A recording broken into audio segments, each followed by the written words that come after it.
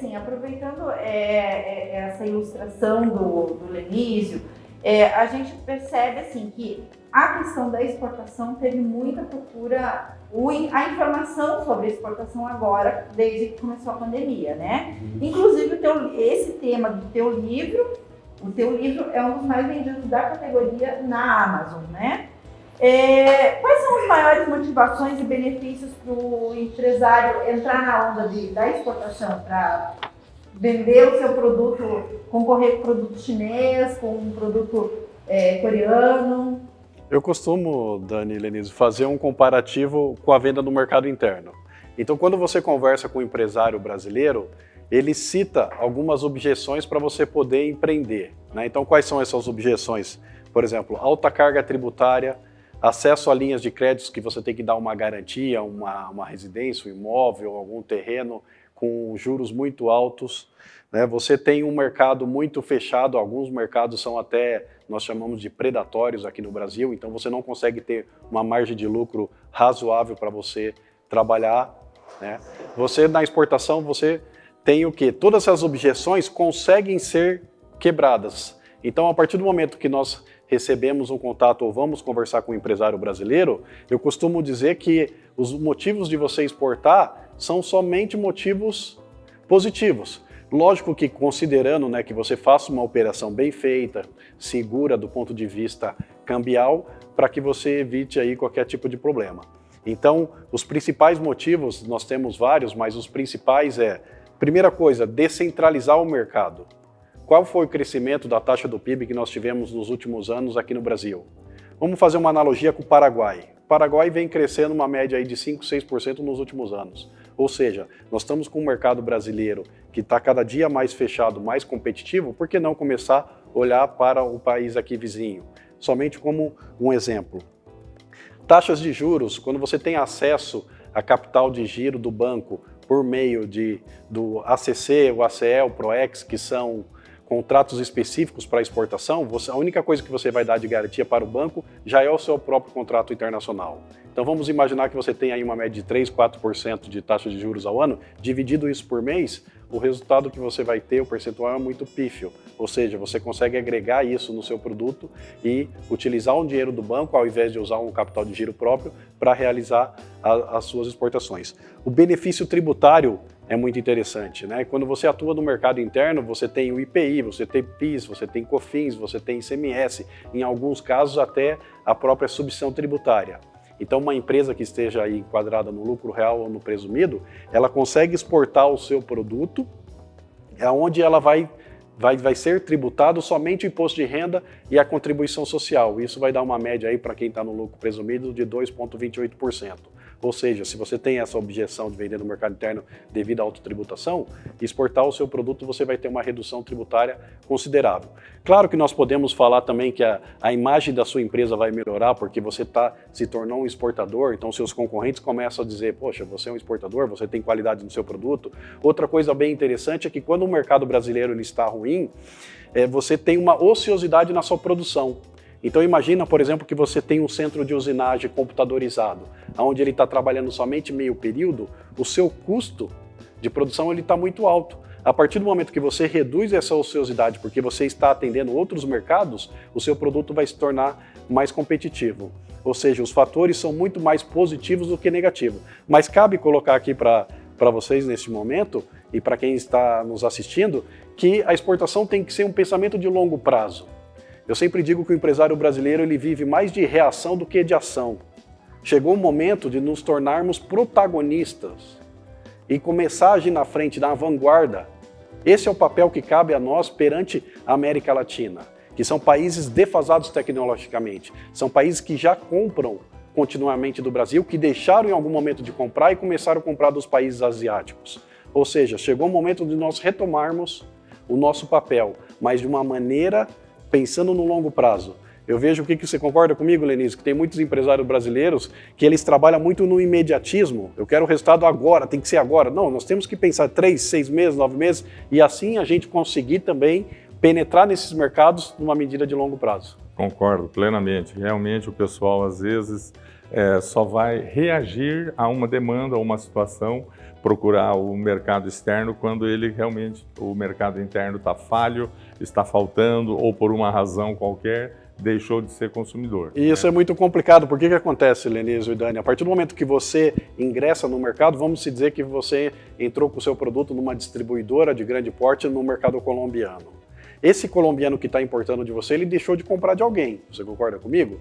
Então, o que acontece? Ele quer uma parceria contínua, porque ele tem uma penetração, uma capilaridade no mercado dele. Então ele vai estar comprando continuamente. A partir do momento que se o dólar volta a cair e você deixa de vender para ele, esse parceiro que você abriu a porta, que muitas vezes você teve um investimento considerável para abrir, você teve que fazer viagem, participar de feiras internacionais e tudo mais, se você deixar de vender para ele, outro concorrente vai acabar entrando e, consequentemente, a sua imagem vai acabar sendo queimada aí porque você não atendeu a ele no momento que ele mais precisou, vamos dizer assim.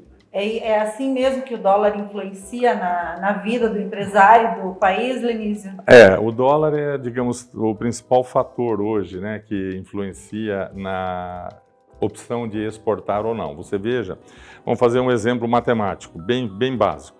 Um produto qualquer que seja exportado a 10 dólares a unidade, se o dólar tiver ao câmbio de R$4, esse exportador, ao mandar o produto, vai receber R$40 por unidade do seu produto.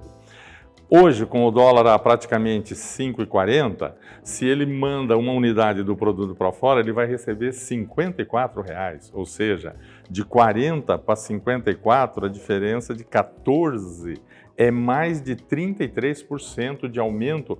Por quê? Exemplo, se o livro do Kleber custasse 10 dólares, né, lá fora, a R$4 custaria 40, a 5,40 custaria R$54. Como é um dinheiro entrando, o editor do livro ganharia, em vez dos 40, ganharia os R$54.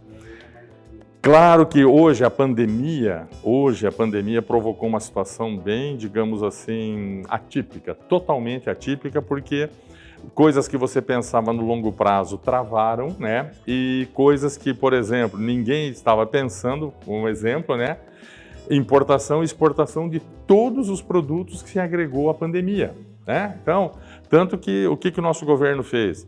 Baixou normas, decreto, lei, medida provisória para reduzir a tributação do que nós precisamos importar, máscara, álcool gel, aparelhos de respirador e tal, e proibiu, por exemplo, a exportação desses itens, né, Kleber? Mesmo que a fábrica, por exemplo, digamos que uma fábrica aqui em Curitiba atenda toda a demanda do Paraná e ela queira exportar. Enquanto não se tirar esse bloqueio para exportar, porque é considerado hoje quase que uma máscara um produto de segurança nacional. De luxo, né? De luxo, de segurança nacional, entendeu? Então, nós estamos vivendo Quanto menos é lei do mercado, né? Quanto menos, mais caro. Exatamente. Por isso não que... só para o cidadão comum, não, mas para os governos. Para os governos. Tem que comprar, né? Sim, em época de pandemia, você na realidade pensa sempre em governos, né? Porque são os governos que serão os grandes compradores, né? Porque é o Ministério da Saúde, é o Ministério da Educação, são os ministérios que acabam sendo... O que não é ruim também para quem produz, porque você tem a venda garantida, né? Sim, principalmente no mercado interno, né? Então, talvez o teu lucro não seja muito desejado. Sim, mas veja, eu vou dar um exemplo que esse não é da minha cabeça, esse eu vi ao vivo e a cores. Em determinada farmácia aqui em Curitiba, no começo da pandemia, um determinado vidro de álcool gel custava R$18,90. Estabilizada a pandemia, passado 2 meses, o mesmo álcool gel era ofertado a R$4,50. Então, olha a diferença de tributo, de valor ao consumidor, né? Não de tributo, de valor à lei da oferta e da procura. Então, é claro que lá no passado, né, quando o nosso dólar ficou muito equilibrado com o real, tipo R$1 valia R$1 valia $1, $1,10, $1,20, você exportar ou ficar no mercado interno quase que não fazia diferença, né? Agora você imagina hoje com essa diferença cambial que nós temos, né? Então, é claro, o dólar, teoricamente, um dólar ele deve ter um valor que seja, não iniba as exportações e também não onere demais as importações, porque de novo, todos os países demandam produtos importados, inclusive nós. É até bem colocado, Leniz, essa questão do dólar equilibrado, porque eu digo que um país desenvolvido, um país exportador, de fato ele também é muito importador. Quando a gente compara, por exemplo, a balança comercial do Canadá, dos Estados Unidos, da Itália, da Alemanha, que são países preponderantes exportadores, vamos dizer assim, a balança comercial é muito próxima. Então você vê que ele tem um volume de importação considerável, porque ele importa a matéria-prima, industrializa o produto e daí, de fato, depois exporta o produto acabado. Então ele agrega valor, né? E isso que é muito interessante, porque o que acontece? Quando a gente fala do empresário brasileiro, eu também sou empresário, sei como é difícil, mas nós merecemos aí mais uma nova chance. Temos um governo recentemente que foi empossado a nível federal, trazendo novidades, uma economia mais liberal, ou seja, nós temos que dar mais uma chance para os nossos negócios. Porque quando eu visito as empresas do interior do Paraná, do interior de São Paulo e Santa Catarina, Lenísio e Dani, é muito interessante a criatividade dos produtos brasileiros. Você vê que os empresários, os funcionários, os profissionais envolvidos estão enganjados em cada dia melhorar esse produto, melhorar a embalagem, tornar ele mais competitivo. Ou seja, esses produtos são exportáveis. E quando a gente diz, por exemplo, sobre exportar do ponto de vista que é colocado aqui no livro da burocracia, sobre a Receita Federal, por exemplo, que hoje você habilita a sua empresa para exportar de uma maneira online com o seu certificado digital você torna a sua empresa exportadora. Claro que existem aí outros fatores que devem ser analisados. Não, esse é o Radar Siscomex. Você habilita a sua empresa no Radar Siscomex, ela se torna uma exportadora. E a partir do momento que esse empresário ele começa a entender que então está muito mais fácil para você habilitar a sua empresa, está muito mais fácil para você operacionalizar a sua exportação, eu digo, por exemplo, com a tecnologia que nós temos, né, com o portal único Siscomex, onde tem o módulo LPSO dentro desse portal, nós temos também o CCT, o Controle de Carga e Trânsito, que está entrando agora em vigência, ou seja, você emite uma nota fiscal, o sistema já identifica isso. A partir do momento que a sua mercadoria ingressa num terminal alfandegado, seja aqui em Foz do Iguaçu, seja no Porto de Paranaguá, no aeroporto Afonso Pena, automaticamente vai acontecer a parametrização da sua declaração única de exportação.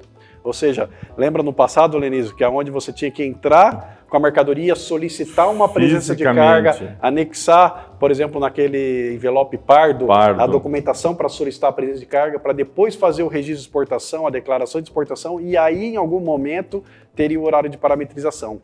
O que acontece com isso? A Organização Mundial do Comércio, que vem pressionando o Brasil para nos tornarmos mais competitivos, ou seja, existe um interesse a nível mundial de que o Brasil se torne mais competitivo, principalmente pela questão aí de alimentos.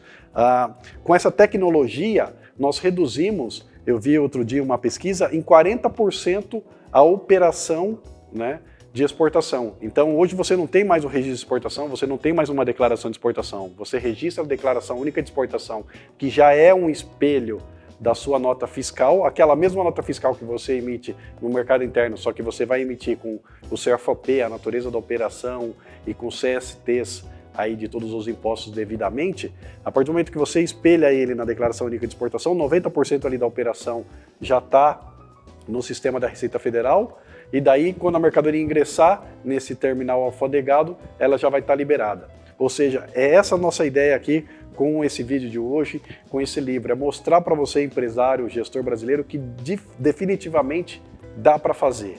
A partir do momento que você tem outras empresas fazendo, você pode se espelhar nisso também, dar uma chance para o seu novo negócio e ir para cima do mercado externo.